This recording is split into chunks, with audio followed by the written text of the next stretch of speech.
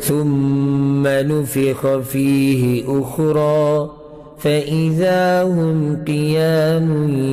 ينظرون. و دویم پیر چی بیا پا دی شپیلی کی پوکیوشی فإذا هم قيام ينظرون دا طول مخلوق برپاس یو گوری. وأشرقت الأرض بنور ربها او دا ازمکا برناشی پرنا در رب داغی سرا لیکن چه اللہ سبحانه وتعالی با بخفل حساب کتاب لرازی دا قیامت پورس. وأشرقت الأرض بنور ربها دا بناشنا منظری چه لازمکا کل رناشی پرنا دا اللہ سرا پا نور دا اللہ سرا.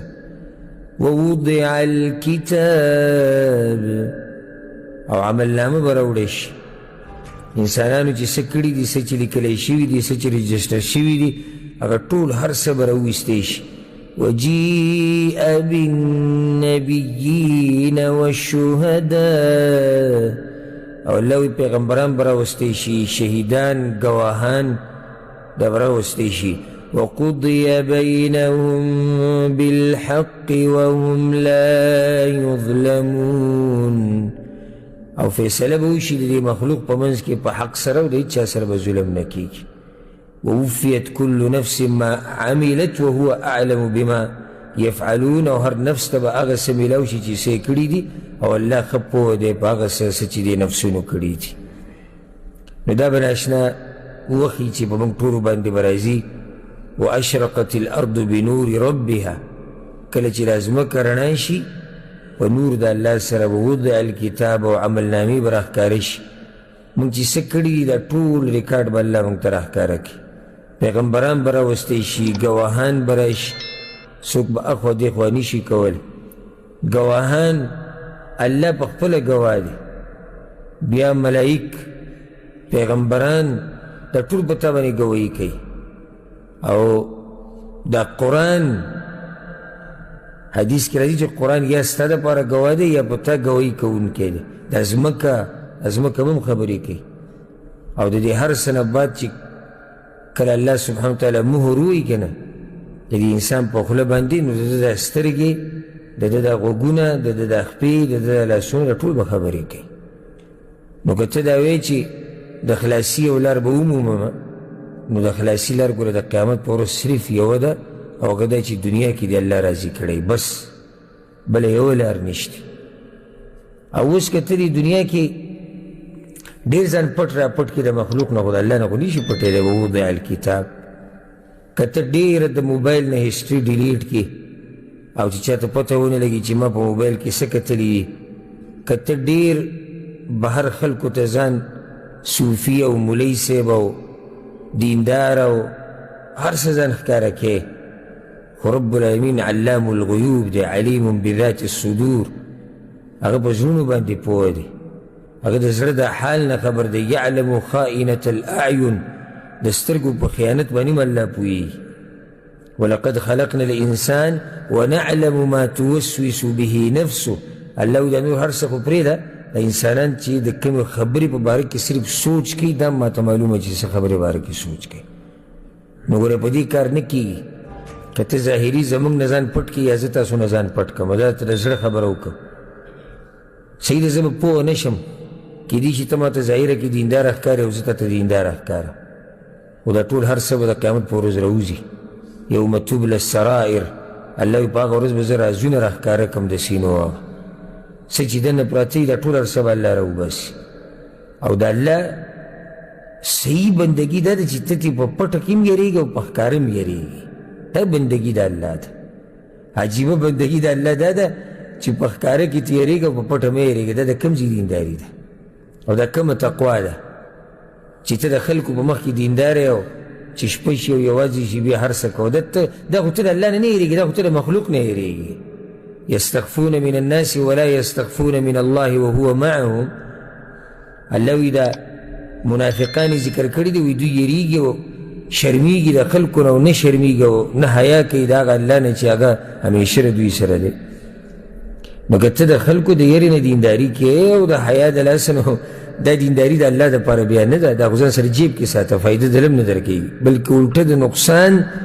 سبب ګرځي چې کله د الله تپوس کې قیامت پورې چې بنده زما د ولې حیا نه کوله چې د مخلوق نه یې کوله نو وضع الکتاب دا به ناشنا منظري چې کله دا کتاب راوړی شي او پیغمبران راشي او ګواهان راشي نو خبره مې دې پورې کوله چې په هغه ورځ د خلاصي لار هغه صرف یو دی چې الله دنه راځي او چې الله دنه راځي نه وي نو یو لار هم د خلاصي نشته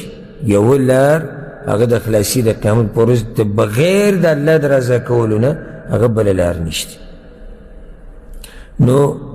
دوه شپېلۍ شو او حدیث کې داسې راځي پیغمبر صلی الله علیه وسلم وی قیامت ته به نږدې یبقى شرار الناس في خفة الطير وأحلام السباع لا يعرفون معروفا ولا ينكرون منكرا قیامت ته به نږدې داسې خلک پاتې شي چې هغوی به د څاروو او د ځناورو په شانې نه به صحیح خبره پیژني نه به غلطه پیژني نه به روا پیژني نه به ناروا پیژني او د ناروا رد به هم نه کوي بلکې ناروا به ورته ښه ښکاري د خلکو نه به داسې څاروي او ځناور جوړ شوي او شیطان به په ځان پسې روان کړي پیغمبر صلی الله علیه وسلم ورته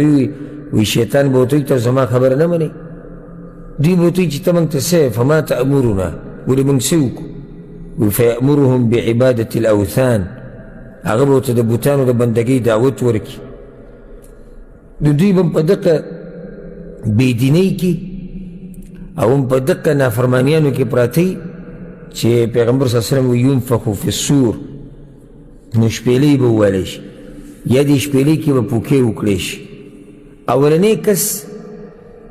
چې د اسرافیل علیه السلام د شپېلۍ د اواز اوري به رجل یلوط حوض ابله چې هغه به د خپلو اوښانو دپاره د اوبو یو حوض برابرۍ لګیا وي او په هغه باندې به دا اواز ولګي نو دی به بېهوشه شي مرګ به پرې راشي ویصعق الناس او بیا به یې ټولو خلکو باندې دغه بېهوشي او مرګ راځي دا حدیث امام مسلم راوړی دی او سبحان الله دا به داسې اچانک کېږي دا هر څه الله وایي ما ينظرون إلا صيحة واحدة تأخذهم وهم يخصمون الله وی دوی انتظار نه کوي مګر د یوې چغې هغه چغه به دوی داسې اچانک رانیسي که نه چې دوی به لګی د یو بل سره به مبارزې کوي بحثونه به کوي او دا چغه به پرې راشي فلا يستطيعون توصية ولا إلى أهلهم يرجعون نو دومره وخت به ورته میلاو نشي چې وصیت وکړي اکدم به د دې سره په دوی باندې مرګ او بېهوشي او ګبراهټ راځي د وصیت ټیم به هم نه چې دوی څو خبرې وکړي ولا إلى أهلهم يرجعون نه به ورسره دومره ټیم چې دوی خپل کور ته واپس راشي الله وی مخکې ونفخ في الصور فإذا هم من الأجداث إلى ربهم ينسلون او بیا به په شپېلۍ کې پوکې وکړی شي نو دوی به د قبرونو نه ټول راپاسې خپل رب طرف ته به روان دا آیت کوم صورت کې دی سورة یاسین کې فإذا هم من الأجداث إلى ربهم ينسلون دا آیتونه مې دې دپاره وي چې دې نه هم دا ښکاري چې شپېلۍ کې پوکې څو پیرې دی دوه پیرې دي اگر که شیخ الاسلام ابن تیمیه رحمه الله او بعض نور علما هغوی دا وایي چې دا درې پیرې د شپېلۍ کې پوکې به کېږي او شپېلۍ به والی کېږي نو هغوی داسې تقسیم کوي وی اولنی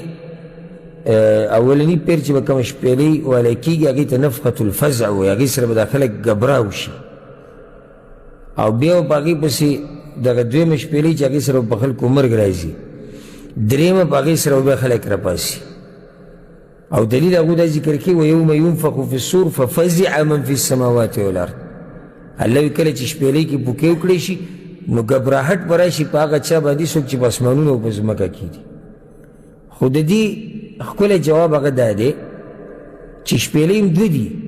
دوه پیرې والی کېږي نو دې آیت سره به څه کوو دې کې خو الله وایي چې ګبراهټ به راشي هلته وایي بېهوشي او مرګ پرې راشي نو جواب د دې دا دی چې دې کې څه معنی دی داسې خبره خو نه ده چې نشي کېدی چې د دې اولنۍ شپېلۍ سره اول به ګبراهټ راشي په ګبراهټ پسې به مرګ راشي. نو دا یو شپېلی ده چې پای کې ګبراهټ هم دی او پای کې مرګ هم دی، بېهوشي پکې هم ده، مرګ پکې هم دی. او درېیمه شپېلۍ بیا د څه دپاره ده؟ د خلکو د راپاڅېدو دپاره ده بیا. نو مضبوط قول هغه هم دقه د جمهور العلما ده او د اکثرو علماو د امت چې شپېلۍ څو پېرې والی کېږي؟ 2 پېرې ده.